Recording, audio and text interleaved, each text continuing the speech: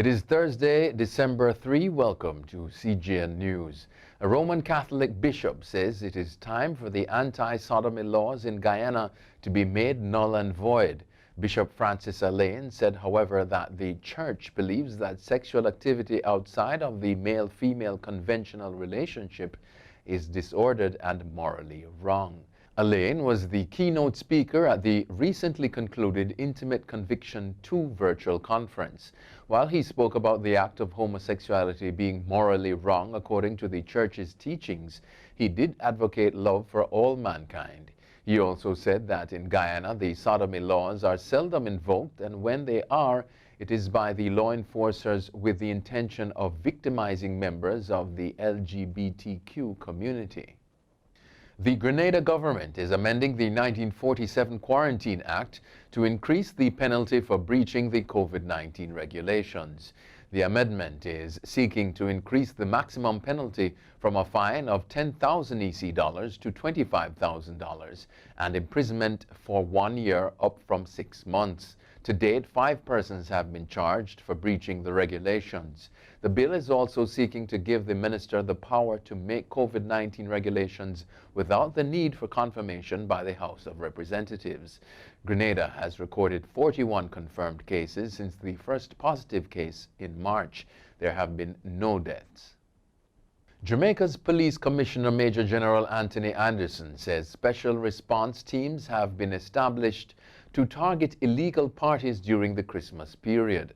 Addressing a virtual media briefing on Wednesday, Commissioner Anderson said criminals have been targeting illegal parties to carry out violent acts. He recalled recent incidents where illegal parties resulted in people being killed or badly injured.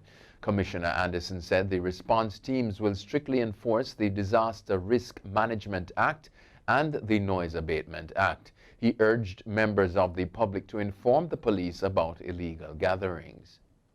Health Minister Dr. Christopher Tufton says Jamaica's National COVID-19 Vaccine Coordinating Committee will soon be established. This comes as more pharmaceutical companies have reported success of new coronavirus vaccines. Jamaica and several other Caribbean countries have made down payments to the COVAX facility to have at least 10% of the population get access to a vaccine. That represents some 270,000 Jamaicans. At Tuesday's sitting of the House of Representatives, Tufton said the committee will comprise public and private sector experts.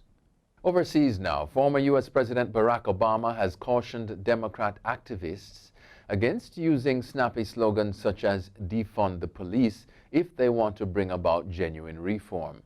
Defund the police became a widely used phrase after the killing of George Floyd by Minneapolis police in May.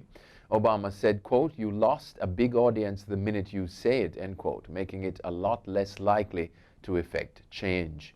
His comments received backlash from some key black progressive Democrats. Obama made his comments while speaking to the Snapchat political show Good Luck America about the importance of word choice in marketing ideas. Nearly 100 world leaders and ministers will address the UN General Assembly's special session starting Thursday in responding to COVID-19 and the best path to recovery. Assembly President Volkan Bozkir had proposed to hold the high-level meeting in June. Nonetheless, he said Wednesday that it provides a historic moment to come together to beat COVID-19.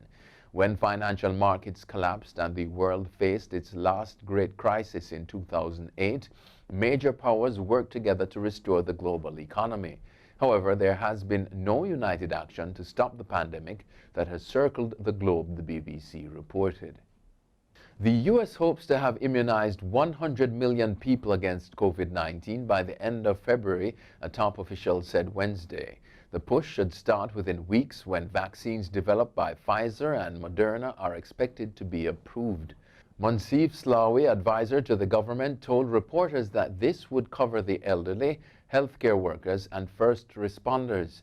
He said there will be an ample amount of vaccines to immunize 3 million residents of long-term care facilities in December. Hong Kong media tycoon and pro-democracy supporter Jimmy Lai has been charged with fraud and detained until next year.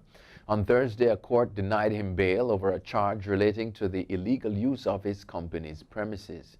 It comes a day after 3 prominent pro-democracy activists were jailed. The cases have raised fears of a renewed crackdown on the city's activists and media figures, spurred by a controversial new security law. Lai was arrested under the national security law earlier this year and later released on bail. China says the new law will return stability to the territory, but critics say it has silenced dissent. The French government has launched an unprecedented wave of measures to combat what it calls religious extremism. Interior Minister Gérald Darmanin says that 76 mosques are suspected of separatism, and if confirmed, they will be closed. He also said 66 undocumented migrants suspected of radicalization had been deported. The government has responded to several deadly attacks in recent weeks with a promise to crack down on what Darmanin has said is the enemy within. In October, President Macron described Islam as a religion in crisis across the world, comments that upset Muslims globally. Finally, Twitter has expanded its policy barring hateful speech to include language that dehumanizes people on the basis of race, ethnicity, and national origin.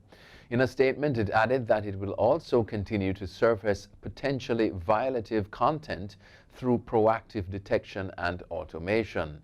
Last year, Twitter banned speech that dehumanizes others based on religion or caste, and updated this rule in March this year to add age, disability, and disease to the list of protected categories. Civil rights group Color of Change called the changes, quote, essential concessions following years of outside pressure.